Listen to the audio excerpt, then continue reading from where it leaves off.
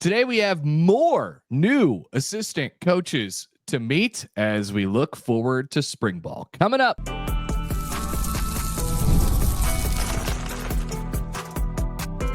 You are Locked On Nebraska, your daily Nebraska Cornhuskers podcast, part of the Locked On Podcast Network, your team every day.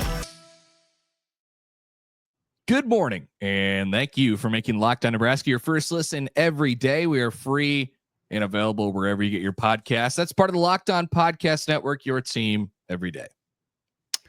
All right, welcome in. I'm Mitch Sherman from The Athletic. Connor Happer is with me. It's another edition of the Locked On Nebraska podcast, a blizzardy Tuesday in eastern Nebraska. Actually, that's more Wednesday. Late in the day today, we're going to get the blizzard of 2025. Connor, I think we maybe should stop referring to it as that and just refer to it as the blizzard of the 21st century is what is upon us here on this March day. How about the blizzard of great annoyance? Right? It was last week we were in the 60s. Next week we'll be in the 60s. What is this? I have no idea what this is. So we're looking forward to one more night. You can taunt the weather, and then blue skies ahead coming soon. You think this is it? I don't want to have that discussion, but yeah. This is college. This is the Mother Nature giving a big middle finger to college baseball is what's going on. Yeah, I'm just ready to do baseball games this weekend, and I don't want to be wearing my winter jacket in a press box with the window open. That's not what I want. No. All right. Well, in the spirit of winter, it's a big day for Nebraska football. We've got Coach Eck on the stage. Exciting today at the Hawks Championship Center in the media room. We're going to hear from Mike Ekeler, Nebraska's new special teams coach, the final piece added to Matt Rule's on-field coaching staff in 2025, coming over from Tennessee a few weeks ago. He will be joined in an interview session, separate interviews, of course, but in one 30 to 40-minute session by new secondary coach Addison Williams, new defensive line coach Terry Bradden. We heard from the other three newcomers last week. That was enjoyable, and I expect today to be the same, especially with Mike Ekeler. So we're going to dig into some of the details on all three of those guys today. Any thoughts off the top at first? I can't. I mean, I just hope Mike Ekeler lives up to the hype of like first press conference. Like hyped up. He kind of has a reputation to uphold at this point, and I'm sure he won't disappoint. He'll be intense and things like that. And like mostly, when he got hired, I think we talked about this on the podcast. I, went back and read stories and listened to him and on various podcasts, and he is on all the time. He is ready to roll. And I hope he tells some stories today about, when he was here with Bo or whatever it might be. That might be a little further down the line, but seems like a guy who's we have time for that today. and Nebraska's happy to have him. That's for sure. I mean, at this point, if he comes into the room with anything other than like the Conor McGregor walk, it's going to be disappointing. Like, or if he just sprinted in from the hallway and took the podium and then just like clapped his hands. I don't know. I feel like we're setting ourselves up for a little bit of disappointment probably when Mike Ekeler takes the stage. So he's 53 from David City, Nebraska, just to give you a refresher. Played linebacker at Kansas State, known for his special teams exuberance while in college on Bill Snyder's team. Got into coaching first at Omaha Skutt Catholic, then went to Manhattan, Kansas at the high school level. This is where it gets interesting. Went to Oklahoma in 2003. And then a year later, Bo Pelini on the rebound from Nebraska after he was expelled and not given the head coaching job that went to Bill Callahan. Bo landed at OU with his buddy, Youngstown buddy, confidant, Bob Stoops. Mike Ekeler was the benefactor of that because Eck then connected up with Bo and went to LSU. And then in 2008, when Bo got the job at Nebraska as the head coach, Eckler came along for his first full-time coaching gig in charge of the Nebraska linebackers. That's when he recruited, among others, Will Compton out of a small town in Missouri And Compton, of course, has stayed close with Eck through the years and played a role in Matt Rule being made aware of this character that was out there at Tennessee and might be a good fit for Nebraska and the special teams coordinator job just a couple months ago. Yeah, I don't want to take the I don't want to take like the actual know-how out of this thing because it's not the truth of it. But like Nebraska, they're gonna attack special teams this time around with just a lot of energy. They're going to see if energy, enthusiasm, and urgency is the path to fixing their special teams. And frankly, I can't wait to see if they're like that's the path to fixing a lot of things, whether it's in life or in football or in basketball, as you could ask the Nebraska basketball team about their energy and enthusiasm for things. Like, so I can't wait to see what that and almost that alone does to this unit, which has been so bad for such a long time. And the SP Plus, ratings came out and they separate them into offense, defense, special teams, Nebraska. And some of that is based on like historically how you perform. Nebraska just consistently in the high 120s and 130s in special teams. They were 131, I think, preseason this year. So the bar is on the ground, Eck. What are we going to do with it? I was going to propose that we become a basketball free zone here on this podcast, but hey, might be all the way back in after tonight. Who knows? It's a roller coaster. Right. You mentioned it, so we'll get some more on that in the third segment today. So to finish out with Eckler and just kind of going through his bio, this stuff's great because from Nebraska, he went to Indiana where he worked for Kevin Wilson. Kevin Wilson was a part of that OU staff when Mike was there with Bo and Bob Stoops. And then he went to USC to work for Ed Ogeron, who was at LSU when Eck and Bo were there, and John Papuchis was there, who later became a coach at Nebraska and North Carolina and Florida State. Then Eck went to work for Mark Richt at Georgia, and then Seth Luttrell at North Texas, and then Larry Fedora at North Carolina. And then he reunited with Les Miles at Kansas for a year in 2019, back to North Texas for Seth Luttrell, and then Josh Heupel, the former Oklahoma quarterback, at Tennessee the last 4 years. So his Rolodex, as they say, is quite large. Yeah, man, he has been everywhere. What? Okay, so we've now been through all of his coaching stops, and all the people that he's been with, and all the teams that you could generally put together an idea. What do you most? Not that we're going to ask about this today, but what is like? What do you want to hear about the most from his past travels? Like, let's stop. Like, I don't know how. I don't know. I mean, seriously, I don't know how you can't go to Kansas in 2019. 100% my answer. 100%. What the hell? Now a lot of us saw that because there was a documentary on ESPN about it, but it was. I mean, that was a complete and total disaster, and definitely one of my questions. What happened there? I don't know if I've told the story on this podcast about visiting Kansas in 2019.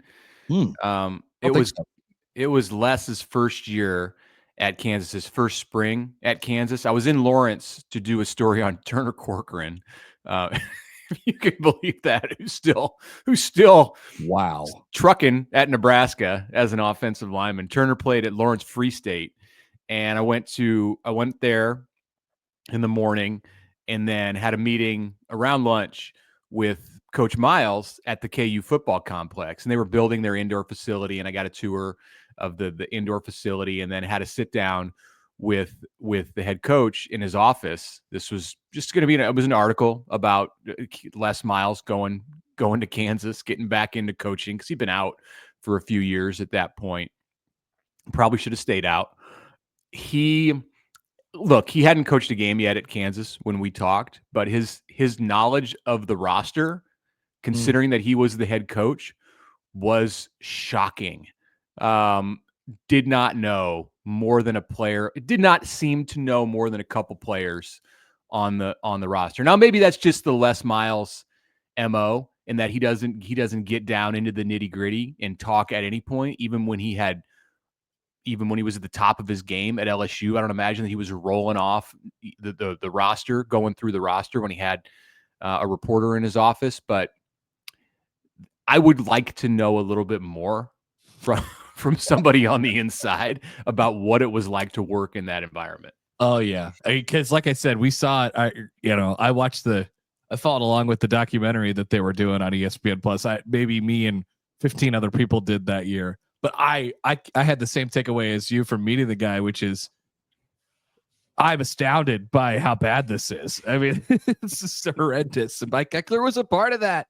He was a part of some great operations as well. So he's seen a lot. I think that experience is like, I mean, we've talked about it with Rule, like his experience, both doing well and failing, is all part of his deal. And I think it probably works out for Eck too. I guess the next place I'd go in answering that is I would like to know the beginnings with Pelini, because when Bo met Mike Ekeler, Bo was a bitter individual at that moment. And, you can look back on it historically and say rightfully so. He was mistreated by Steve Peterson, and whether he should have gotten the job or not after the 2003 season, he was undeniably mistreated by Steve Peterson in the way that coaching search, and he was given okay, we'll talk to you, come into my office. Thank you very much for stopping in. We're going to move on now to the next candidate that I want to hire. Pity interview. Yeah, Bo ended up at OU that year on the sideline for the Sooners bowl game after he had coached Nebraska in the Alamo Bowl. Am I remembering this right? That was just a matter of a week or so where that feels right. Yeah. Yeah, and Eck was there for that, and that was his introduction to Bo Pelini, and then they ended up going 3 places together. So I'd like to know more about that. Had some things to say about Nebraska when he got. Oh my God, you do. You don't even need to ask that. Yeah, and Eck was probably water under the bridge. Yeah, he was probably all along with it too, because he's a K-State guy, and that whole thing. Oh, yeah. Mm-hmm. I mean. All right, so can't wait to see what that show looks like. Fireworks certain to be shooting off from the Hawks Championship Center at some point this afternoon. There's a couple others we'll be meeting today. How about Addison Williams? We'll get into him when we return on the Locked On Nebraska podcast. All right, but first, a message from a new friend of the show, SupplyHouse. Get the supplies you need from the site made for the skilled trade, SupplyHouse. Whether you're in plumbing, HVAC, or electrical work, SupplyHouse is the reliable way to order products online. Their easy-to-use website is packed with helpful resources and the latest product info to help you get the job done right. Plus, with an inventory of over 200,000 parts from 400-plus top brands, you'll find exactly what you need delivered fast from coast to coast. If you need help with an order, SupplyHouse offers expert support and industry-leading service, so you'll always be talking to a real person. And for trade pros looking for an extra edge, their free TradeMaster program offers exclusive perks like a dedicated phone line, free shipping, and discounts on every order. Thousands of skilled professionals are already taking advantage of this, and now it is time for you to do the same. Join the TradeMaster program today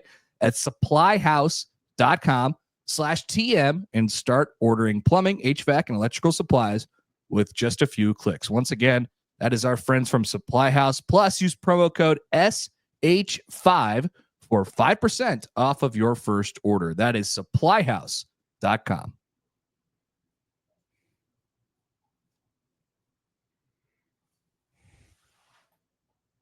All right, welcome back. Connor Happer, Mitch Sherman with you here on a Tuesday Locked On Nebraska podcast. Okay, can we sneak in 60 seconds on basketball? Lose or go home? Yeah, let's do it now. Go home game tonight at Ohio State. And it's really that way for Ohio State too. They're bubbly at the moment as well. So I mean, I don't know if you can't figure out how to get the energy going. I don't know. You might need Mike Ekeler in your locker room tonight. I turned my attention last night to watching high school hoops. Just because I've had enough. I've just kind of had enough of the college game at this moment. I'll come back to it. It's going to be there for me. In March, no matter what. I'm just pacing myself. But I didn't pay much attention last night to what happened in the Big Ten and elsewhere. Tell me, Did Nebraska, and I really don't know, did Nebraska, was its position to qualify for the Big Ten tournament helped or hurt by? I know there was a game with that had an impact here. Well, basically, if they win one singular game, they're not going to get left out of the Big Ten tournament. One out of their remaining. If they lose both, they could get left out. Right? That's still on the table. I believe that is correct. I don't know what happened last night. I saw some tweets referencing. Did UCLA play last night? Monday, March 3rd. Yeah, UCLA won. UCLA Northwestern game. Yeah. So Bruins won. So Northwestern is now 7-12 in the league, where Nebraska is 7-11 in the league. So I don't know. There's a big mess over there. It's amazing, by the way, that we're talking about Nebraska. That's all you need to say, right? To qualify for the Big Ten tournament, like, you're probably going to qualify for the Big Ten tournament. You're probably going to be like the 11 or 12 or 13 seed. But also, hey, are you interested in going to the NCAA tournament? You could do that too. It's ridiculous. What a world that we live in. Okay, that's our Nebrasketball takes. Good job, everyone. Addison Williams is Nebraska's new defensive backs coach, and he has a little bit to his resume here. He's from Atlanta. He played 3 seasons of corner at South Carolina before an injury ended his career. Then became a student assistant and a GA, and eventually became the defensive coordinator at Tuscaloosa University in Tennessee, and then went to Furman, and then was their DC in 2019. Then ended up at Auburn with Gus Malzahn, coach safeties for Jamie Chadwell at Coastal Carolina, and has now spent the last 4 years at the University of Central Florida, where he was with Gus Malzahn during that part as well. And he was their defensive coordinator for the last 2 years, and Nebraska gets him as a defensive backs coach. So a little bit of a resume there and a lot of experience, kind of like Mike Ekeler. What was your initial impression here, Mitch? And then I guess what are we expecting to get now that he's been on the job for a little while? Yeah, it's always a fun exercise to kind of look back through these coaches' pasts, and with Eckler, you saw all kinds of shoulders that he's rubbed up against. One that we didn't mention is that Addison Williams played at South Carolina for Steve Spurrier, the former NFL head coach of the Washington franchise, and more notably the former Florida head coach and Heisman Trophy winner with the Gators. So a legend that he played for and get it, and I think that factors a lot of times in we talked last week about Da'Keil Shorts and playing for Dana Holgorsen and Holgerson's impact on Shorts getting into coaching. I'm curious about Addison Williams and playing for Steve Spurrier. And when you see a legend like that doing his thing, like, how does that impact the way that his career ended up going? So that's something. And then I'm kind of interested about his defensive coordinator experience. For being a fairly young guy, he's in his late 30s. He has been a defensive coordinator at 3 schools for 4 years. 4 years at 3 schools. One at Tuscaloosa, one at Furman, and then 2 years as the DC at UCF. So he's seen a lot and been around a lot for being a relatively young head coach. So I'm interested in that DC experience and what it does for him as a secondary coach here in this dynamic at Nebraska, where you've got former DCs just kind of running all over the place. Phil Snow and of course John Butler's the guy in charge. I mean, it feels like, just looking at the resume, it sort of wants to be a defensive coordinator. So it's interesting to take a sitting defensive coordinator at a power conference in UCF in the Big 12, and he's kind of established there. And there's a lot of powers at work there, but Nebraska gets him to come over and be not their defensive coordinator, right? Like that feels like the kind of guy who in his ladder and in his rise is probably at this point in his career not taking a non-defensive coordinator slot, especially at a high Power 5 school. So, the fact that Nebraska is able to have his experience and there's some youth there as well, on their staff, I think is a testament to what they were sort of targeting, in this hire this offseason. wonder if he crossed paths. I don't think he did. I think he was out of UCF before Scott Frost came in. So Addison Williams was reportedly on his way to Nebraska on December 15th, and then the reports on Frost going back there were shortly after that. So no, actually they were before. December 9th is the date that Frost headed back to Orlando. So there was a little bit of crossover time there, and I'd be curious to know if Williams had an opportunity to stick around there and work with the new regime, the new / old regime for the Knights. Well, and remember, Frost brought in Alex Grinch as his defensive coordinator. Yeah, which was interesting hire. Former Oklahoma, Ohio State. Was Grinch at SC also? Yes, and recently didn't go well. Turned out as well. Yeah. Frost also has another guy on his staff, Brandon Harris, who I know, like, Nebraska was sort of in the mix there, defensive backs coach. He ended up on Frost staff at UCF at that job. So it's kind of there's a lot of connections actually between UCF and Nebraska right now. Cross-pollination. They probably are going to get matched up in a bowl game. I think that's the end result from what we're discussing here. All of this, what it boils down to is some bowl game will be attempting to match Nebraska and UCF in 2025. Yeah, there's no doubt about it. So I'm excited to hear from him today and sort of which direction he takes it. He's got he's got an interesting group, that's for sure. You don't have a couple of your guys from last year, but you do have a stalwart, I think, in Sierra Wright, who at least became that last year, and then you got a transfer in Andrew Marshall and a couple of young guys who are really, really, I think, chomping at the bit to get going. Without guys like Isaac Gifford, Deshaun Singleton is still somehow in the room, in the defensive backs room. So I think there's a lot there at the fingertips there for Addison Williams to start.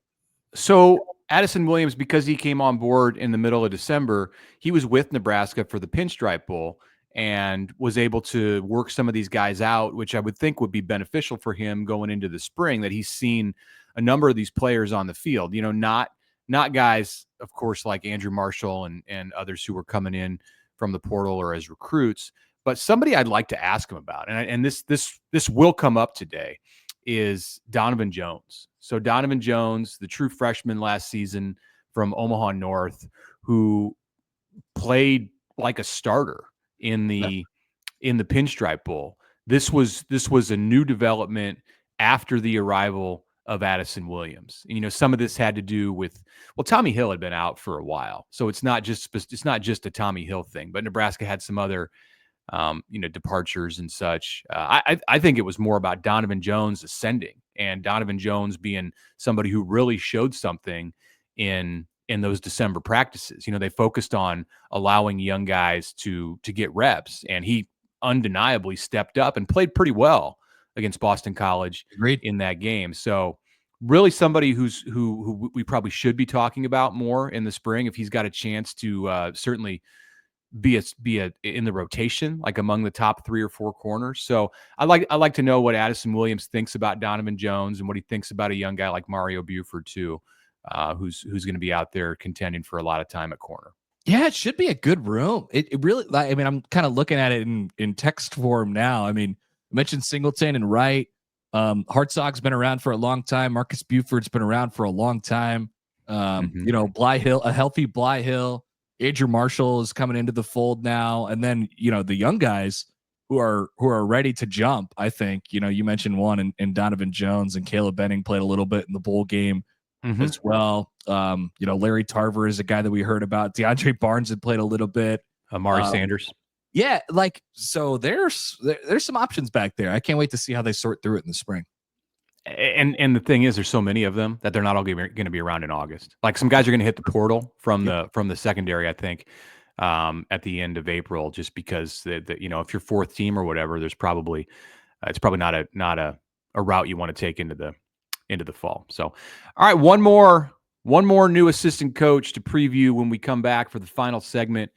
He won 3 Super Bowls in recent years, so that's not too bad Terry Bradden when we come back.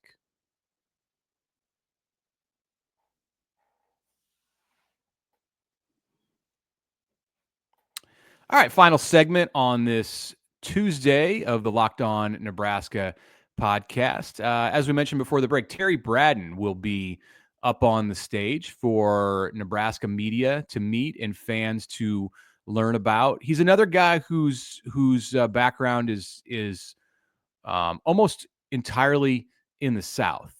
He did attend Howard University for 3 years in Washington, D.C., played quarterback, which will be interesting to ask Coach Bradden about. But from Riviera Beach High School, Riviera Beach, Florida, and he coached his high school team for a short time at the beginning of his entry into coaching. That's Riviera Beach, north of Miami. Started at Florida Atlantic. Was the head coach, as I mentioned, at his high school in 2015, landed a job as a GA at Bethune-Cookman for 1 year in the state of Florida. And then, boom, he jumped to the Kansas City Chiefs in 2017, which is pretty good timing because that is when the Kansas City Chiefs drafted Patrick Mahomes. Yeah, not bad. Been there since. Not bad. And so, to make it clear, he was the assistant defensive line coach for the last couple of years, and he kind of bounced around. But assistant defensive line coach from 21 to 24, and like you said, he's got 3 Super Bowl rings. But it's not, he's worked with Chris Jones, and there's a lot of those guys in the defensive line too who have sort of just kind of come up through the system, and Kansas City has developed. And obviously their defense has gotten a lot of praise over the last couple of years, well deserved, and Terry Bradden's been a part of that. So, I mean, it'll be fascinating to hear sort of those stories and looking back over the last couple of years and what he's picked up. I'm sure he's pretty jacked to really sink his teeth into his own position group. And he's got an interesting one when you look at it at Nebraska too, and his first group this year. I mean, if you want to find a thread here to connect to these coaches who we're hearing from today, it really is the people that they've been around in their careers, whether it's Ogeron and Miles and Mark Richt and Bob Stoops for Eckler, and it's Steve Spurrier and Gus Malzahn and Josh Heupel. I'm sorry. Williams did not coach for Josh Heupel, but Malzahn at UCF for Addison Williams. And then with Terry Bradden, I mean, Andy Reid, Steve Spagnuolo, and the players that he spent time around in Kansas City is really an intriguing part of what's coming to Nebraska now. So, yeah, I want to know with Terry Bradden about transitioning back to college and the way that you coach college players. And it's not like Nebraska's defensive line is stuffed with a bunch of Ty Robinsons and Nash Hutmakers this year. This is a younger group, and there's developmental pieces. There's very talented players there. I mean, Riley Van Poppel, we talked about Donovan Jones in the last segment being somebody that like should be getting more run right now. Like Riley Van Poppel, coming back for his 3rd year in Lincoln after redshirting last season, he looks like the thing with him at the beginning was that he just needed to get bigger. He needed to get stronger. He needed to put on weight the right way. Like he needed to get into like the nutrition part that Nebraska embraces within its program. And if you saw the picture of him recently that was making the rounds on social media, Riley Van Poppel, after Tyson Terry won the state championship, his 4th state wrestling championship, Van Poppel was there to support his future teammate. Man, he was pretty jacked in that shot. Like he made Terry look kind of small, and Tyson Terry's not small. So that's somebody that Terry Bradden's got to work with. But for the most part, it's they have work to do to turn this into a Big Ten defensive line, and I'm curious about how he plans to do that with in understanding that he hasn't coached the college game for quite some time and has never coached the college game at this level. He's coached a higher level, but not this level in college. No doubt. And there's so many, and it's such an important room too, because there's so many guys in it. And you mentioned Van Poppel, who obviously fits into this category, but there's so many guys in that room who have like a huge upward trajectory, right? Like they're they have not realized potential yet. Not their fault, but just because of their youth and how little that they've played. Van Poppel, I mean, Williams Nwaneri is like the definition of that. Keona Davis is a perfect example of that. And then, Cam Lenhart's been around for a couple years, waiting for him to pop. And the guy I keep hearing about from the transfer portal, they went out and got right away, is Jalen George. And so he goes right into that room and probably figures into a lot of snaps right away. Like, it's a fascinating room. Obviously, you don't get a lot of snaps back from last year because of what you lose with Ty and Nash, but I think there's a lot of promise in there too. And so it's a big deal for Terry Bradden to come in and have success early. Van Poppel, like, we should just say he's the on the Ty Robinson track. Like, he can be the next Ty Robinson for Nebraska. I think is that putting too much on the kid? Yeah, I mean, I think they're different. They're slightly different players, but like you could see the development. Like when you get that, and it makes me question why they felt the necessity to redshirt him last year. But I get it. Whatever. You get an extra year with him now. I'm pretty excited about his developmental track. That's for sure. You could see it growing. Even if you don't get him as a fifth-year senior, which would logically, if you redshirt somebody, you're hoping that you have him for 5 years. Mm-hmm. But even if you don't get him as a fifth-year senior, Van Poppel, let's say he plays 2 more years in this program and then he goes to the NFL, I still think there's some benefit to having done what they did, because I talked to Riley early last season, and I can see just how much bigger he is now to go back to that. And I think if he was playing a 12-game schedule, 13-game schedule, instead of focusing on 4 games plus the bowl game, he wouldn't have been able to do that. He wouldn't have been able to develop off the field in the weight room and focus on everything that he needed to if he was out there playing in every game, even if it was just 15 reps a game, which is probably all it would have been with Ty and Nash. So I think there's a benefit to having redshirted him last year. Again, even if you don't get him as a fifth year, now that would be great if let's say 2027, if he's still around, like thinking what kind of a beast he could be on the defensive line. And that's what Nebraska had in Ty Robinson, a guy who was 23 years old out there, a man among boys in some cases. So Terry Bradden's now in charge of this development of players like that. And you mentioned Davis and Nwaneri. I mean, their development is huge. Like, that means everything for the Nebraska defense, totally. How those two guys can come along and potentially form a dominant bookend duo for Nebraska in pass rushing situations. Plenty to learn today. And then Matt Rule will talk next week. And then we'll be 2 weeks away from spring break. Yep. So we got a lot of stuff on the plate here coming up soon. Thank you for making Locked On Nebraska your first listen today. For your second listen, you can check out Locked On College Basketball. Don't wait for March. You could be the most informed college basketball fan right now. If you're not getting your basketball fix here because we've boycotted it, go check out Locked On College Basketball. Find that on YouTube or wherever you get your podcasts.